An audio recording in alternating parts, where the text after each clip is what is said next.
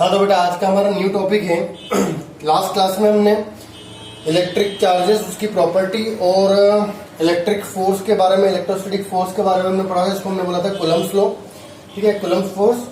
अब जो हमारा नेक्स्ट टॉपिक है बेटा वो है क्या, इलेक्ट्रिक फील्ड। तो हमें यहाँ बेसिकली क्या पढ़ना है, इलेक्ट्रिक फील्ड के बारे में पढ़ना है। इलेक्ट्रिक फील्ड क्या होती है और इलेक्ट्रिक फील्ड इंटेंसिटी क्या होती है, ठीक है। तो आपका जो टॉपिक है इट इज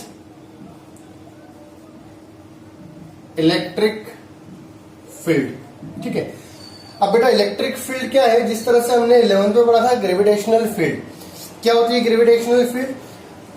कोई भी एक पर्टिकुलर मास होता है, उसके अराउंड एक ऐसा एरिया, एक ऐसा ऑरा क्रिएट होता है जहां तक वो अपना ग्रेविटेशनल इफेक्ट शो कर सकता है, या ग्रेविटेशनल पुल जो फोर्स होता है वो अप्लाई कर सकता है। उस फील्ड को हम ग्रेविटेशनल फील्ड कहते हैं। सिमिलरली हमें ये भी पता है बेटा कि कोई भी चार्ज पार्टिकल अगर होता है तो वो चार्ज पार्टिकल जो होगा दूसरे चार्ज पार्टिकल को अपनी तरफ या तो अट्रैक्ट करेगा या फिर उसे रिपेल करेगा। अब ये चार्ज पार्टिकल दूसरे चार्ज पार्टिकल को जितने एरिया तक अट्रैक्ट या रिपेल कर पाता है, उस एरिया को हम, उस फील्ड को हम क्या बोलते हैं बेटा, इलेक्ट्रिक फील्ड बोलते हैं, ठीक है। तो ये तो बन गया मेरा इलेक्ट्रिक फील्ड का डेफिनेशन। क्या कि it is the area around a charge particle up to which it can apply electrostatic force on the other charge particle, correct. अब यहां पर एक और टर्म आती है, इसको बोलते हैं electric field intensity. Electric field intensity क्या होगी, ठीक है। अब अगर हम इलेक्ट्रिक फील्ड इंटेंसिटी की बात करते हैं तो इस चार्ज पार्टिकल क्यू के अराउंड जो इलेक्ट्रिक फील्ड है, इस इलेक्ट्रिक फील्ड के अंदर किसी पर्टिकुलर पॉइंट पर इस चार्ज पार्टिकल का कितना इफेक्ट है, उस इफेक्ट को शो करने के लिए हम एक फिजिकल क्वांटिटी यूज करते हैं। This quantity is known as electric field intensity. Now हमें क्या करना होगा, जहां पर मुझे इफेक्ट कैलकुलेट करना है उस पॉइंट पर मुझे एक चार्ज एज्यूम करना होगा। इस चार्ज को हम क्या बोलते हैं बेटा, टेस्ट चार्ज बोलते हैं। टेस्ट चार्ज क्यों बोला जाता है, क्योंकि इसकी हेल्प से हम इलेक्ट्रिक फील्ड इंटेंसिटी का टेस्ट करते हैं कितनी है यहाँ पर। इस टेस्ट चार्ज को हम क्यू नोट से रिप्रेजेंट करते हैं और जनरली ये जो होता है पॉजिटिव होता है, ठीक है। तो ये मान लीजिए इन दोनों के बीच का डिस्टेंस कितना है, आर है। तो इलेक्ट्रिक फील्ड इंटेंसिटी को कैसे डिफाइन किया गया है कि electric field intensity is defined as force experienced by test charge at that point. किसी भी पर्टिकुलर पॉइंट पर इलेक्ट्रिक फील्ड के अंदर जो इलेक्ट्रिक फील्ड इंटेंसिटी होती है, it is equal to force experience by of unit positive charge at that point, correct. तो ये तो मेरा इलेक्ट्रिक फील्ड का फॉर्मूला बना। अगर मैं ऐसा यूनिट देखूं तो इसकी ऐसा यूनिट क्या होगी बेटा, न्यूटन पर कूलम, न्यूटन पर कूलम, करेक्ट। ये इसका ऐसा यूनिट हो गया, ठीक है। अब कभी कभी क्वेश्चन आता है क्या कि derive the formula for electric field intensity due to a point charge. तो यहां तक तो आपको करना ही है, एक्स्ट्रा क्या करना पड़ेगा। वी नो दैट कि force between two charges is K Q1 into Q2 divided by R square. Now put the value of F in equation 1, we will get E is equal to K Q by R square. Q naught से Q naught cancel out हो जाएगा। तो यहां पर जो electric field intensity आ रही है have the same formula of electrostatic force, ठीक है। बट डिफरेंस क्या होगा बेटा, यहां पर फोर्स में दो चार्जेस होते तो इलेक्ट्रिक फील्ड इंटेंसिटी में सिर्फ एक ही चार्ज होगा। तो अगर इन दोनों को डिफरेंशिएट करें, फोर्स और इंटेंसिटी में क्या फर्क होता है, तो force is the property of two charges and electric field intensity is the property of single charge, correct. अब अगर देखा जाए फोर्स वेक्टर क्वांटिटी है तो obviously electric field intensity vector quantity होगा, क्योंकि चार्ज तो स्केलर क्वांटिटी है, ठीक है। तो इलेक्ट्रिक फील्ड की जो डायरेक्शन होती है सेम डायरेक्शन होगी जिसके फोर डायरेक्शन में वर्क करेगा। मतलब फोर्स की डायरेक्शन और इलेक्ट्रिक फील्ड की डायरेक्शन क्या होगी बेटा, सेम होगी। तो जो फॉर्मूला हमने इलेक्ट्रोस्टैटिक फोर्स का डिराइव किया था वेक्टर फॉर्मेट में, वो सेम फॉर्मूला यहां पर भी डिराइव हो सकता है, ठीक है। तो फॉर्मूला सेम रहेगा बट डिफरेंस क्या आएगा, वहां पर दो चार्ज होते थे, यहाँ सिंगल चार्ज रहेगा। तो इंटेंसिटी का अगर मैं वेक्टर फॉर्म में लिखता हूं तो जाएगा K Q R2 vector minus R1 vector, derivation similar रहेगा, r2 vector minus r1 vector के मोड का क्यूब। तो this is the final formula and this is the derivation for electric field intensity due to a point charge. Correct. तो ये हो गया हमारे पास electric field intensity due to a point charge. ठीक है। अभी यहां पर अगर हम थ्योरेटिकल टॉपिक की बात करें, ये एक डेरिवेशन था। अब एक टॉपिक होता है जिसको हम बोलते हैं डायपोल, कि इलेक्ट्रिक डायपोल क्या होता है। हमें इलेक्ट्रिक डायपोल के बारे में पढ़ना होता है कि what is electric dipole. Generally ये जो टर्म है केमिस्ट्री में आपने पढ़ा होगा, डाई मीन्स दो होता है, पोल्स मीन्स पोलैरिटी। ठीक है। केमिस्ट्री में जनरली हम इलेक्ट्रिक डायपोल यूज करते हैं। डायपोल टर्म से आपने कुछ सुना होगा, शायद फेमिलियर होंगे।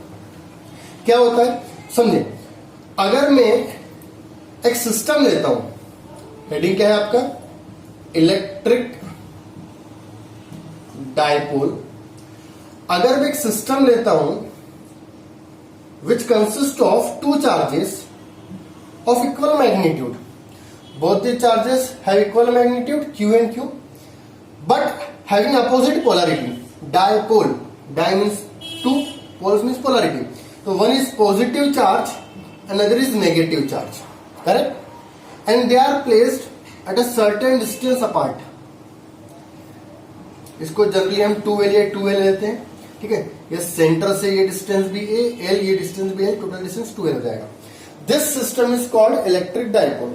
तो अगर हम इसके एग्जांपल की बात करें तो जैसे HCl भी एक इलेक्ट्रिक डायपोल होता है जिसमें H पॉजिटिव होता है, Cl नेगेटिव होता है, इनके बीच का पर्टिकुलर सेपरेशन होता है।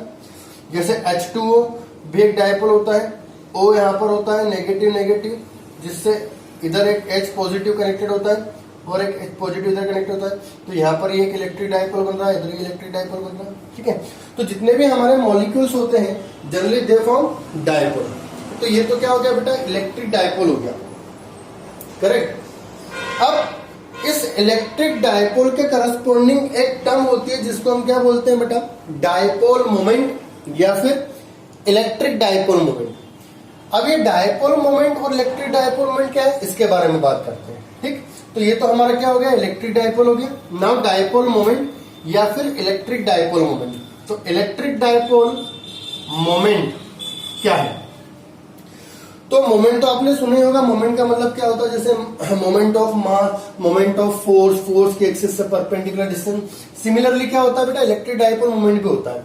इसको कैसे डिफाइन किया गया है, चार्ज और चार्ज के एक्सिस से परपेंडिकुलर डिस्टेंस। ठीक है। सिंपल इसको हम क्या बोलते हैं, डायपोल मोमेंट बोलते हैं। तो it is represented by P which is equal to, अगर मैं डायपोल बनाऊं तो कोई डायपोल इस तरह से बनेगा, यहां नेगेटिव चार्ज, यहां positive charge and effective length is 2l।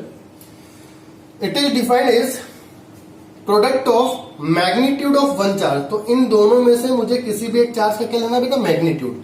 तो मैंने मैग्नीट्यूड ले लिया, मतलब मुझे साइन से कोई मतलब नहीं है। अगर मैं नेगेटिव भी लेता हूं तो मुझे उसका पॉजिटिव साइन ही रखना है। ठीक। Product of magnitude of one charge and distance between the charges, दोनों के बीच का डिस्टेंस 2l। करेक्ट। अब अगर देखा जाए तो जो dipole moment it is a vector quantity whose direction is taken is from negative to positive. तो जो डायपोल मोमेंट है उसकी डायरेक्शन नेगेटिव से पॉजिटिव होगी। करेक्ट। इसका ऐसा यूनिट क्या हो जाएगा बेटा, ऐसा यूनिट चार्ज का होता है कूलम, डिस्टेंस का होता है मीटर। तो ऐसा unit is coulomb into metre. ठीक है। ये cm सेंटीमीटर नहीं है, c means coulomb, m means metre. ठीक। इस तरह से कूलम इनटू मीटर। करेक्ट है। चलिए, तो ये तो हो गया इलेक्ट्रिक डायपोल मोमेंट जो कि वेक्टर क्वांटिटी है। अभी हमने जो इलेक्ट्रिक फील्ड फाइंड की थी बेटा due to a point charge. अब अगर हम डायपोल की बात करें तो डायपोल में -q और +q ये दोनों भी क्या है, पॉइंट चार्जेस ही। तो ये भी क्या करेंगे, इलेक्ट्रिक फील्ड क्रिएट करेंगे अपनी अपनी। तो जो हमारा नेक्स्ट टॉपिक होगा वो यहीं से बनेगा। वो टॉपिक क्या होगा, electric field intensity due to dipole. तो हमें डायपोल की इलेक्ट्रिक फील्ड इंटेंसिटी कैलकुलेट करनी है, कितनी होती है। ठीक है। तो जनरली जो हमारा सिलेबस है उसमें हमें दो इंटेंसिटी पढ़नी होती है डायपोल की। एक होती है फर्स्ट केस जहां पर एक्सियल पोजीशन पे इंटेंसिटी फाइंड करनी होती है। तो जो सेकंड केस आता है उसमें हमें इक्वेटोरियल पोजीशन पर इलेक्ट्रिक फील्ड इंटेंसिटी फाइंड करनी होती है। ठीक है, अब बात आती है सर ये एक्सियल पोजीशन क्या है और इक्वेटोरियल पोजीशन क्या है, समझे। एक्सियल पोजीशन क्या होती है, केस फर्स्ट ले रहा हूं मैं, this is case first. Axial position क्या होगी, सपोज करो कि मेरे पास एक डायपोल है, this is a dipole, minus Q plus Q charge, effective length is 2L. Now, a line joining both the charges is called axis of dipole. So this is called axis of dipole. Correct? अगर मैं एक ऐसा point select करता हूं इस axis पर जहां मुझे इंटेंसिटी फाइंड करना है, इनडायरेक्टली अगर मुझे इंटेंसिटी फाइंड करना होती है किसी भी पॉइंट पर और वो पॉइंट इस एक्सिस पर ही कहीं होता है, इस लाइन पर ही कहीं होता है, तो उसकी पोजीशन को हम क्या बोलते हैं बेटा, एक्सियल पोजीशन। तो मान लीजिए कि मुझे इंटेंसिटी इस पॉइंट पर कैलकुलेट करनी है, करेक्ट। अब ये जो पॉइंट है ये सेंटर से आर डिस्टेंस पर, ऐसा मैंने एज्यूम कर लिया, ठीक है। तो मुझे क्वेश्चन में क्या गिवन होगा, क्यू क्यू एल आर, मुझे इनके टर्म्स में इलेक्ट्रिक फील्ड इंटेंसिटी कैलकुलेट करनी, करेक्ट। अब इस पॉइंट पर इलेक्ट्रिक फील्ड जो होगी वो कौन अप्लाई करेगा, पॉइंट चार्जेस। अभी यहां पर कितने पॉइंट चार्जेस है बेटा, दो, एक माइनस क्यू चार्ज है, दूसरा प्लस क्यू चार्ज, करेक्ट। इन दोनों के कारण मुझे इंटेंसिटी कैलकुलेट करनी है, तो इसको थोड़ी देर इरेज कर रहा हूं मैं यहां पर। ये अच्छा, मैंने आपको बताया था जहां पर भी हमें इंटेंसिटी कैलकुलेट करनी होती है बेटा, वहां पर हमें एक चार्ज पार्टिकल को रखना होता है। उस चार्ज पार्टिकल को हम क्या बोलते हैं, टेस्ट चार्ज बोलते हैं, करेक्ट। तो यहां पर मुझे टेस्ट चार्ज रखना होगा जिसको मैंने क्यू नोट कहा था, यूनिट पॉजिटिव चार्ज जनरली, ठीक है। इंटेंसिटी कैलकुलेट करने के लिए इस पर फोर्स निकालना होगा, कितना लग रहा है, तो ये क्यू इस क्यू नोट को रिपेल करेगा, तो मतलब इसकी जो इंटेंसिटी की डायरेक्शन होगी वो इधर होगी, this is E1। Now this minus Q will attract Q naught, so इसके इंटेंसिटी डायरेक्शन जो होगी वो इधर होगी E2। अब ऑब्वियसली जो प्लस क्यू है it is very close as compare to minus Q, मतलब जो क्यू होगा वो क्यू नोट के क्लोज होगा as compare to minus Q, तो इसका जो इफेक्ट होगा वो ज्यादा होगा। और इसका इफेक्ट किससे रिप्रेजेंट कर रहे हैं हम, E1 से, that is electric field intensity E1 is more than E2। तो जो नेट इलेक्ट्रिक फील्ड होगी उसकी डायरेक्शन भी यही होगी, E1 की डायरेक्शन में। तो अगर मैं टोटल इंटेंसिटी कैलकुलेट करता हूं, total electric field intensity eight P, इस वाले पॉइंट को P तो नहीं, P तो हमारा डायपोलमीटर का, इसको लेते हैं, इसको हम कोई भी एक पॉइंट एज्यूम कर लेते हैं, R एज्यूम कर लेते हैं, एट R, ठीक है। तो E की जो वैल्यू हो जाएगी that is E1 minus E2, minus को अप्लाई किया बेटा क्योंकि डायरेक्शन अपोजिट है। अच्छा, E1 क्यों पहले लिखा, क्योंकि E1 का अमाउंट E2 से ज्यादा है, ठीक है, करेक्ट। अच्छा, वेक्टर हटाया तो वेक्टर फॉर्मेट नहीं यूज कर रहा हूं मैं, तो इलेक्ट्रिक फील्ड इंटेंसिटी जो होगी वेक्टर फॉर्मेट में, डायरेक्शन यहाँ माइनस यूज कर लिया है, तो E1 electric field due to plus Q charge, तो इलेक्ट्रिक फील्ड का formula KQ by R square, तो KQ बाय आर, आर क्या होगा बेटा, दोनों चार्जेस के बीच का डिस्टेंस, ये डिस्टेंस निकालना है मुझे, तो मुझे ये पूरा पता है। अगर इस पूरे में से मैं इतना माइनस कर देता हूं, this is L, so R minus L it's effective R minus L square, KQ by R square. Similarly E2 is KQ by R plus L square, इसकी इंटेंसिटी यहां पर, तो R plus L, then total intensity will be KQ common, cross multiply R plus L square minus of R minus L square divided by A minus B into A plus B, A स्क्वायर minus B square का whole square, correct. Now E is equal to KQ, अगर final squaring करेंगे मैं कर देता हूं, A square plus B 2AB minus minus plus 2AB divided by R square minus L square का whole square, correct. तो यहां पे सिर्फ जो टर्म रिमेनिंग बचेगी मेरा पास बेटा कितनी होगी, 2RL प्लस 2RL, ठीक है। तो ये जाएगा KQ into 4RL, R square minus L square का होल स्क्वायर, ठीक है।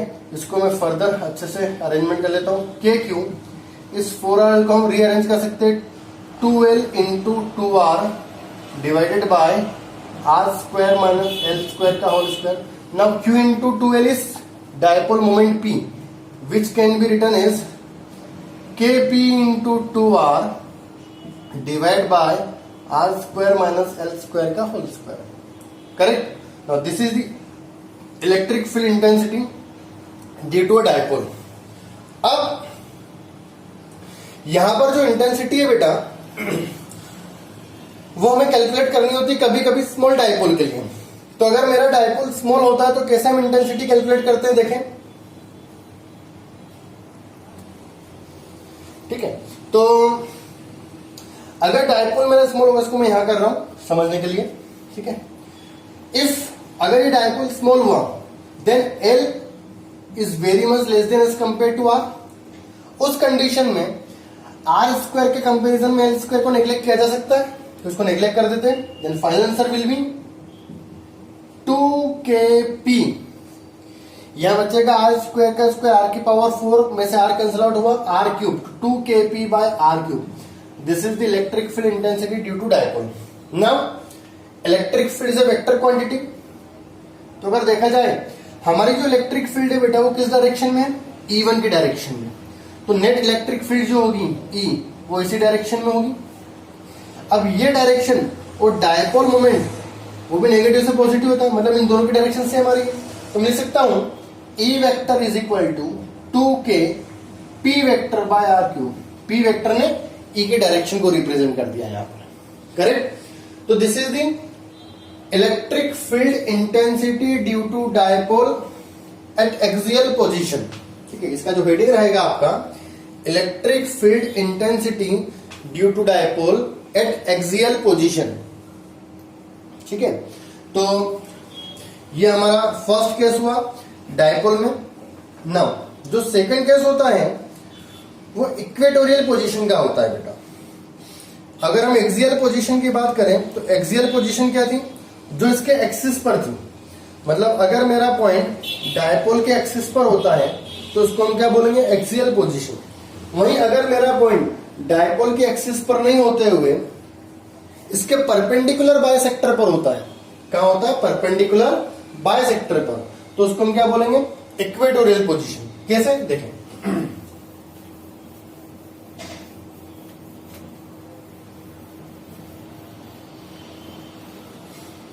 तो मान लीजिए ये केस 2 है आपका, केस 2।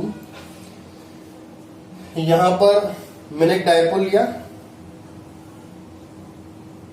ठीक है, इस तरह से इफेक्टिव लेंथ इज 12।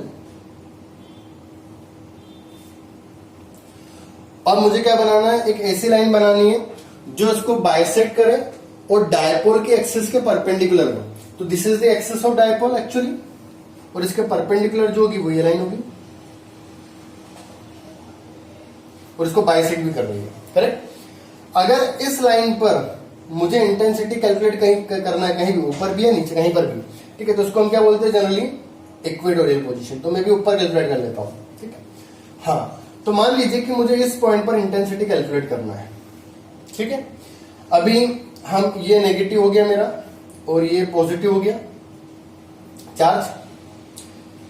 अब जहां इंटेंसिटी कैलकुलेट करना होती है बेटा, मैंने आपको बताया था वहां पर हमें क्या मानना पड़ता है, क्यू नोट एज्यूम करना होता है। तो हमने क्यू नोट को एज्यूम कर लिया। अब इस क्यू नोट पर इलेक्ट्रिक फील्ड माइनस क्यू और प्लस क्यू दोनों अप्लाई करेंगे। Now direction of electric field due to minus q charge on q naught, ये अट्रैक्ट करेगा। तो अगर देखा जाए तो जो डायरेक्शन होगी इसकी वो यही होगी, this is E1। Correct. And plus Q will repel Q note, तो इसकी जो डायरेक्शन होगी वो एक्चुअल में इस डायरेक्शन में जाएगी, this is E2। Correct. Okay, इस वाले एंगल को मैं थीटा एज्यूम कर लेता हूं। ऑब्वियसली ये वाला एंगल भी कितना होगा बेटा, theta, because it is an isosceles triangle, जिसमें ये जो एंगल होंगे वो इक्वल रहेंगे, इक्वल साइड वाले। Now this distance is L। Centre से जहां मुझे इंटेंसिटी कैलकुलेट करना है वो डिस्टेंस हम आर एज्यूम करते थे, एक्सियल में भी आर एज्यूम करता था, यहाँ पर भी आर एज्यूम कर लेते हैं। ये एल है, ये आर है, तो हाइपोटेनियस की जो वैल्यू रहेगी बेटा वो कितनी होगी, R square plus L square. यहाँ पर भी ये जो वैल्यू रहेगी R square plus L square, correct.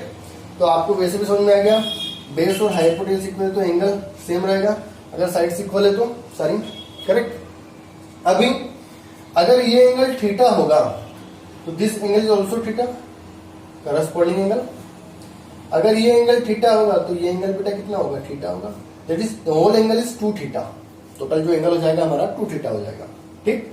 अब इसको हम करते हैं। तो मेरे पास अगर देखा जाए तो इलेक्ट्रिक फील्ड इंटेंसिटी कैसी क्वांटिटी बेटा, वेक्टर क्वांटिटी है। अगर मैं इनका मैग्नीट्यूड निकालूं तो देखें मैग्नीट्यूड सेम है, डिफरेंट है। तो इवन जो रहेगा electric field intensity due to minus q charge, it is K Q by इन दोनों के बीच का जो डिस्टेंस है वो कितना है मेरे पास, ये है। तो इसका स्क्वायरिंग करेंगे तो रूट हट जाएगा, R square plus L square. Similarly अगर E2 निकालता हूं तो अभी मुझे रिजल्ट क्या आ रहा है बेटा, सेम आ रहा है। इसका मतलब मेरे पास दो वेक्टर्स है E1 E2 और दोनों वेक्टर्स का मैग्नीट्यूड कैसा है, सेम। अगर इन दोनों वेक्टर्स का मैग्नीट्यूड सेम है तो हम इन दोनों वेक्टर का रिजल्टेंट जो निकालेंगे वो इनका बायसेक्टर होगा, तो रिजल्टेंट हो जाएगा bisector. This is electric field intensity E, net electric field, correct. वो निकालते हैं तो वो कितना हो जाएगा, net electric field E according to vector addition E1 square plus E2 square plus 2E1 E2 cos angle between both the vectors, और दोनों वेक्टर्स के बीच का एंगल कितना बेटा, कॉस 2 थीटा। 2 थीटा हो गया हमारे पास। तो net electric field intensity is E1 E2 दोनों का मैग्नीट्यूड सेम है, तो मैं E2 को E1 से रिप्लेस कर देता हूं, E1 square plus 2E1 square cos theta bracket में E1 is equal to E2,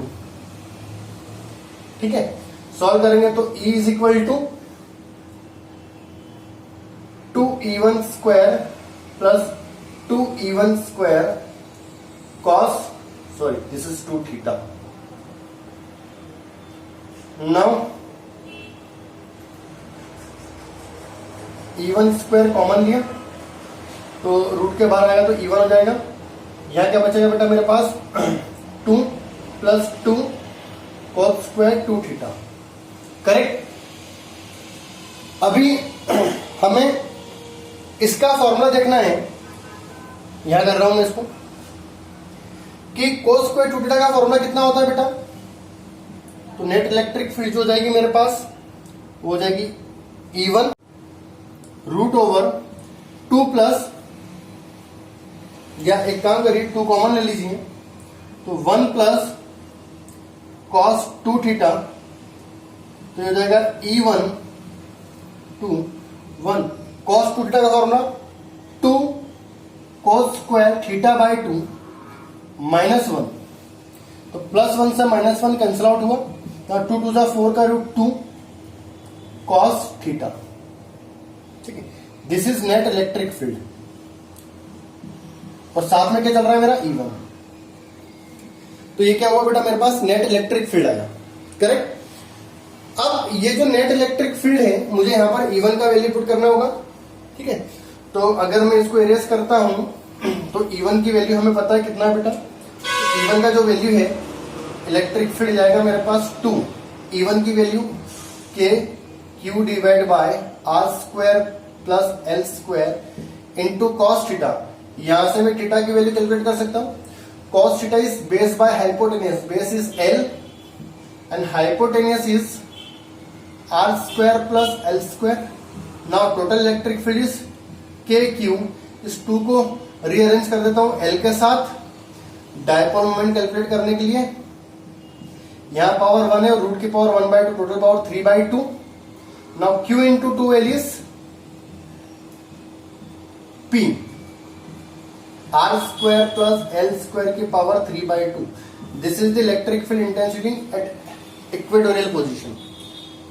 अब अगर मुझसे पूछा जाए कि सर डायपोल छोटा होगा तो क्या होगा, if L is very much less than as compare to R, in that case L square neglect करेंगे, now K P by square से रूट गया आर क्यूब। वेक्टर फॉर्मेट देखें तो डायपोल मोमेंट की डायरेक्शन नेगेटिव से positive और net electric field इसके opposite, मतलब दोनों एक दूसरे के अपोजिट होंगे। तो इलेक्ट्रिक फील्ड जो होगी वेक्टर फॉर्मेट में minus K P vector by R cube, minus क्या रिप्रेजेंट कर रहा है बेटा, डायरेक्शन अपोजिट है, करेक्ट। तो this is the electric field intensity due to dipole at equatorial position.